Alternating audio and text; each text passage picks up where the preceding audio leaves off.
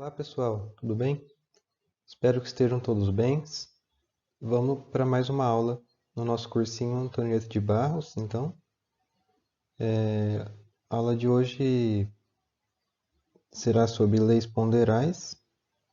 Vocês vão ver que é mais uma aula sobre a história da química, né?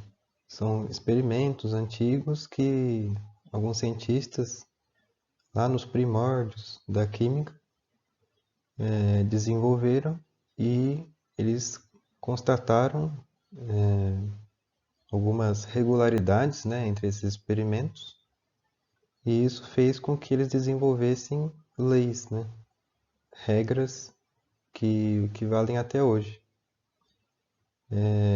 Então vamos lá.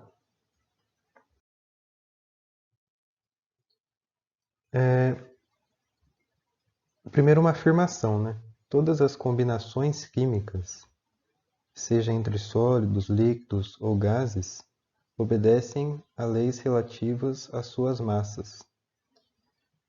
Combinações químicas aqui, a gente está falando de reações, né? Em que você reage duas ou mais substâncias para formar um produto diferente, ou até mesmo uma mistura, né? Que você apenas combina e elas ficam combinadas, né? Em um sistema. Então, uma coisa que a gente tem que sempre observar é a massa dos reagentes e a massa dos produtos, de todos os componentes que estão participando aí. Então, do que tratam as leis ponderais? Tratam das massas de reagentes e produtos em uma reação química.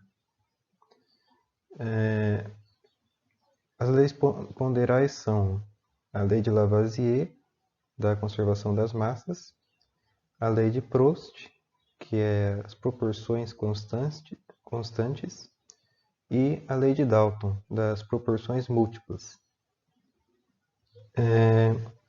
Essas são as três principais, tá? Existem a lei, mais algumas, né, que ainda são constatações posteriores, assim, e não são tão essenciais, certo? E esses experimentos, né, que esses cientistas químicos realizaram ajudaram a afirmar a química como ciência.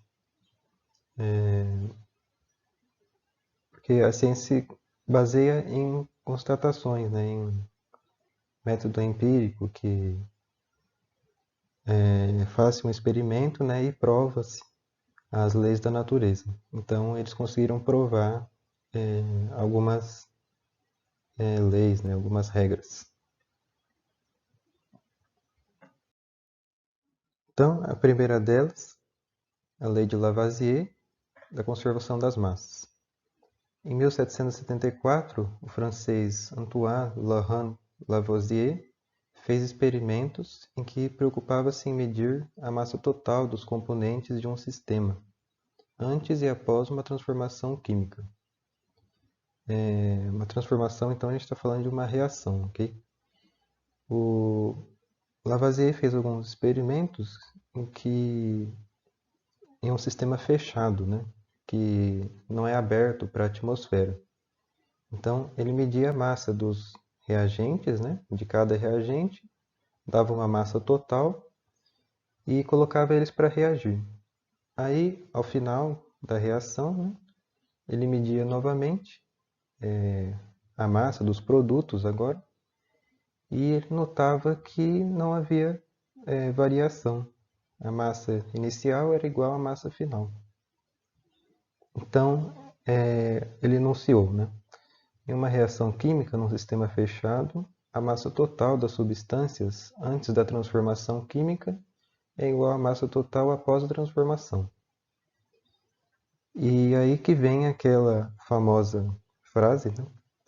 Na natureza, nada se perde, nada se cria, tudo se transforma.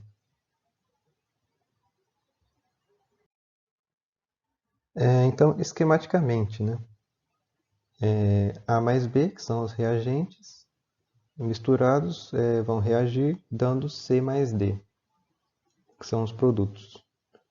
E a massa, né? Massa de A mais a massa de B tem que ser igual a essa soma aqui, massa de C mais massa de D. Então, um exemplo. 20 gramas do reagente A reagem com 50 gramas do reagente B. Sabe-se que se formam 15 gramas de um produto C e uma certa massa de um produto D. Calcular a massa de D. Então aqui a reação, a gente sabe que reagiu 20 mais 50 gramas e sabe também que formou-se 15 gramas do produto C. Aí ele pede para determinar a massa do produto D, que a gente não sabe, né? Então, como a massa dos reagentes é igual dos produtos, a gente faz essa subtração aqui, né? E acha então a massa de D, que é 55 gramas. Isso aqui é mais para vocês se familiarizarem, né, com o conceito. A segunda lei é a lei de Proust das proporções constantes. Joseph Louis Proust, em 1797, enunciou: a proporção com que determinados elementos reagem para formar um composto é constante, ou seja, um composto é formado pelos mesmos elementos, combinados na mesma proporção, independente do processo de obtenção.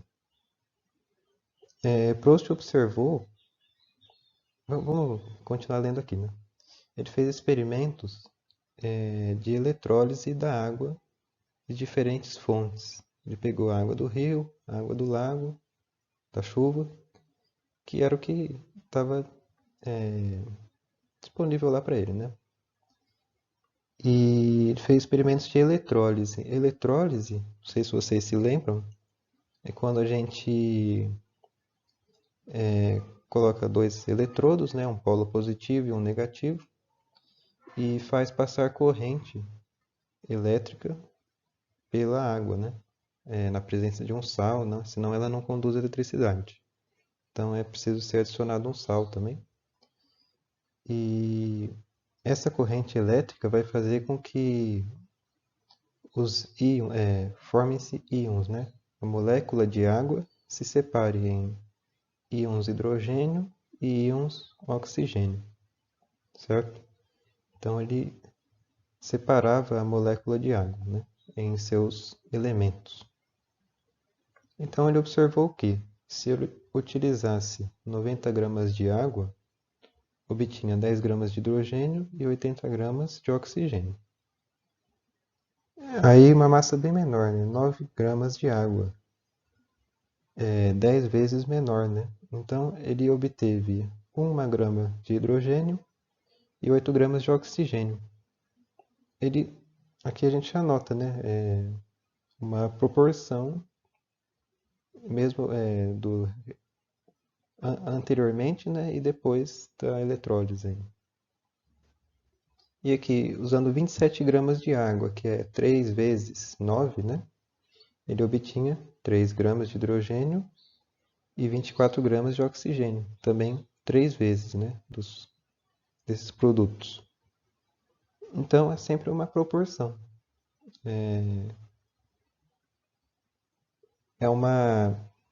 Para reagir, né, você tem sempre uma proporção constante. Eu deixei aqui esse link, que é um vídeo do Manual do Mundo sobre a eletrólise, né? E lá o Iberê explica assim bem didaticamente, né? É legal para a gente observar o que acontece, né, na eletrólise.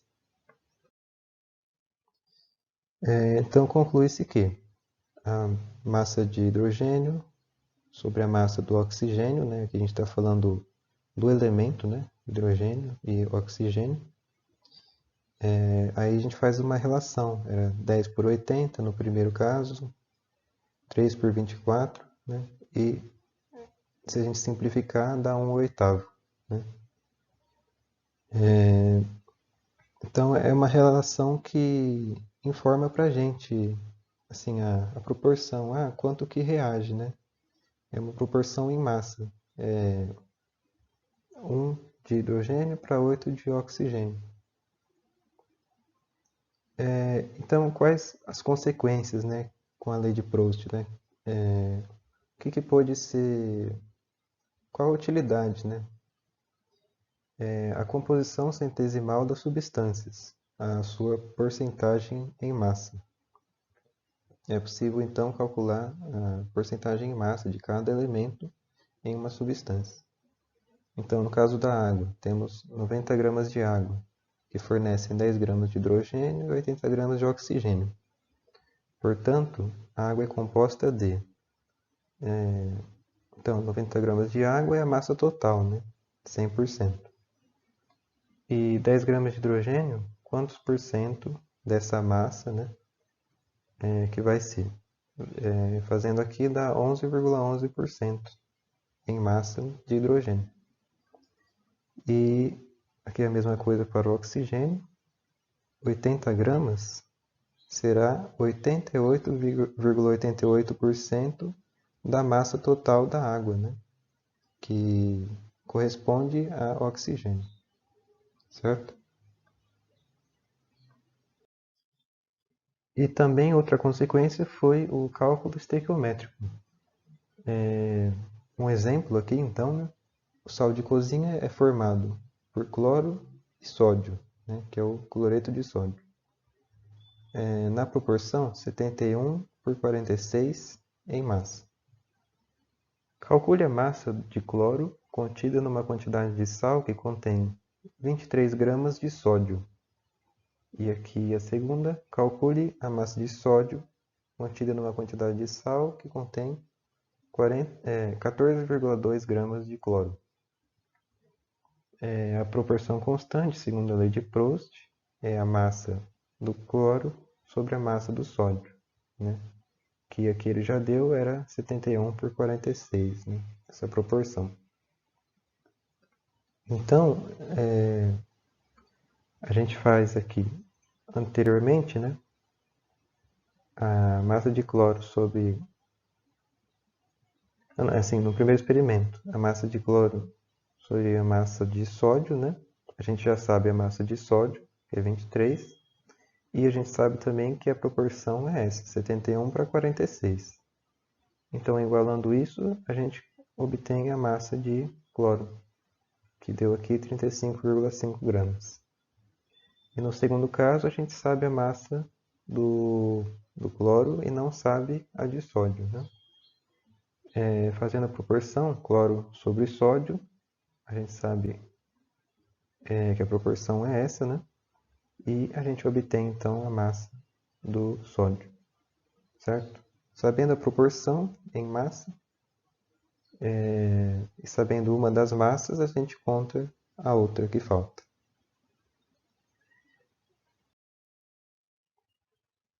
E a terceira é a lei de Dalton, das proporções múltiplas. Em 1805, o inglês John Dalton notou que diferentes compostos eram formados se a massa de um dos reagentes fosse fixada, enquanto variava-se a massa do outro reagente. O enunciado, então, dessa lei, as diferentes massas de uma substância que reagem com uma massa fixa de outra substância, formando produtos diferentes, guardam entre si uma relação de números inteiros e pequenos.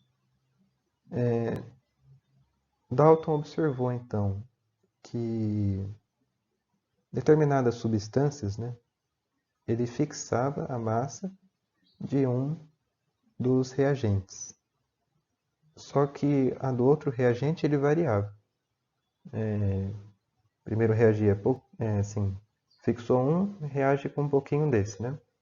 Aí, em outro experimento, ele fixa a mesma massa do inicial, mas ele reage com uma parcela maior, por exemplo, do outro reagente, né?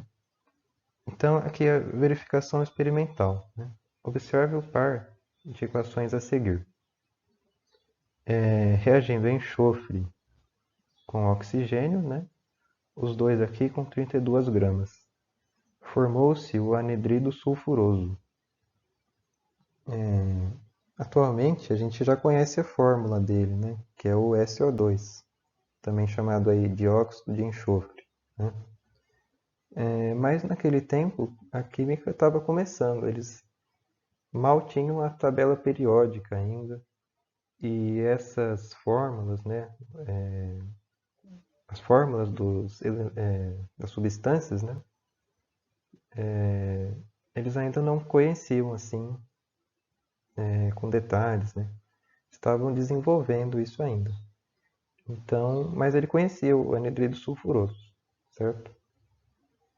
E aí no segundo experimento ele manteve a mesma massa do enxofre, só que aumentou a de oxigênio, né? 48 gramas. E aí o que foi formado foi o anidrido sulfúrico, que a gente sabe hoje que é o SO3, certo? Então, variando a massa do oxigênio, aqui nesse caso, se formou duas substâncias diferentes. Então, reescrevendo aqui, né? E sendo fixada a massa, por exemplo, do enxofre, decorre que a relação, toda a relação, vocês lembram de uma divisão, certo? Entre as massas do outro elemento, do oxigênio, né? É de números inteiros pequenos.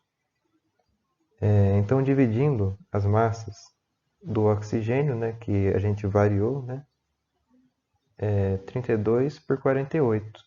Essa relação dá números inteiros, né, não são números quebrados, 1,5, são números inteiros e pequenos, né, como se fosse aquele mínimo da matemática lá, né. Então, ele sempre observava isso. Variei a massa de apenas um e a relação entre as massas dá números inteiros pequenos. E o que isso nos informa, né? Há uma clara relação entre esses números inteiros e os índices que acompanham cada elemento constituinte de uma molécula, a proporção mínima entre os elementos. Então, se vocês verem aqui, né, o SO2, esse númerozinho que acompanha aqui, o 2, né, é chamado índice. Ele mostra a proporção do elemento oxigênio aqui nessa molécula. Então, para cada enxofre na molécula há dois oxigênios, né? Dois átomos de oxigênio. E nesse caso aqui, para cada enxofre há 3 átomos de oxigênio. É uma proporção. E justamente esses índices é o que ele encontrou aqui, né?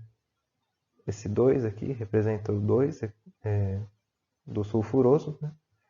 E o 3 aqui para o sulfúrico, né? O índice 3.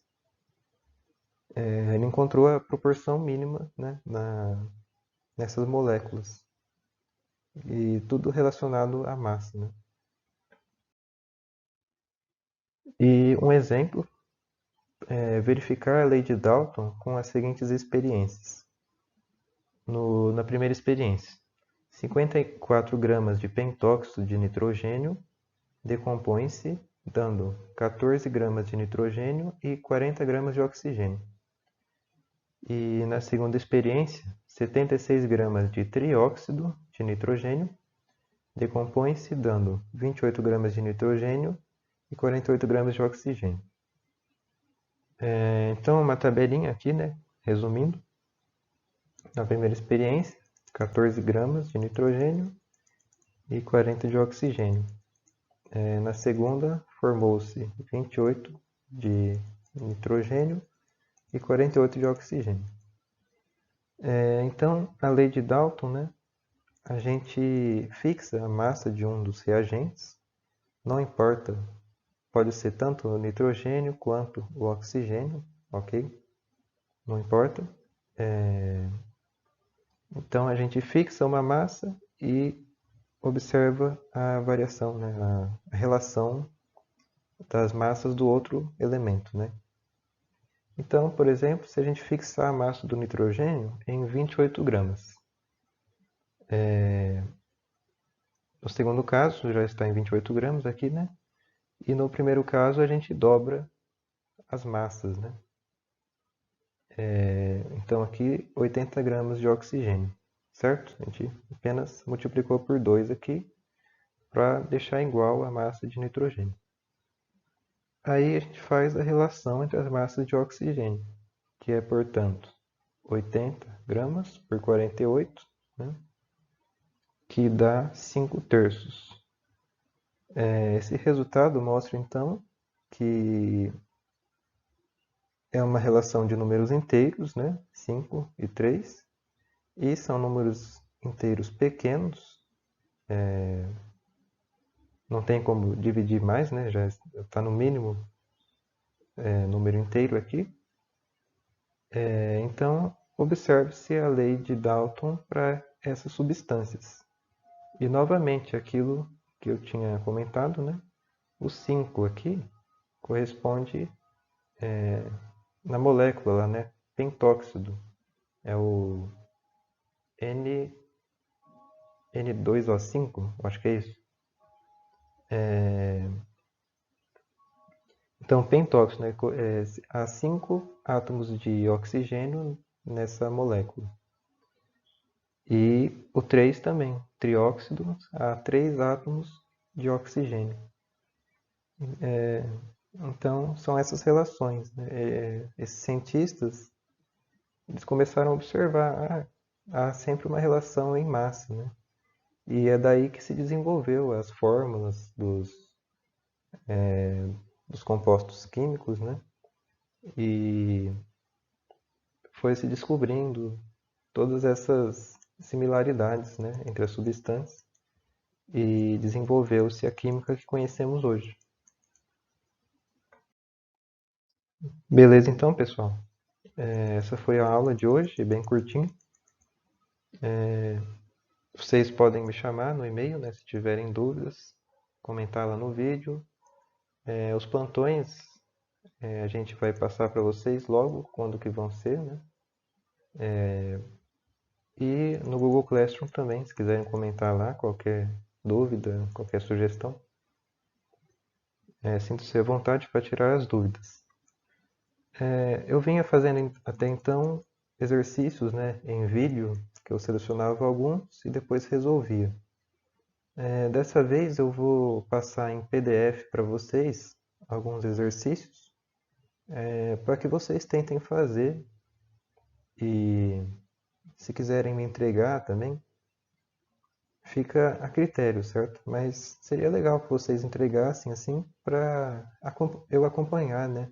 Se vocês estão entendendo. E é bom fazer os exercícios, né? Para a gente ver, entendi mesmo, né? Uhum. Então, eu vou estar passando uma lista também, tá? Lá no Classroom. E aí vocês vejam lá, certo? Beleza, então. Obrigado pela atenção e até a próxima.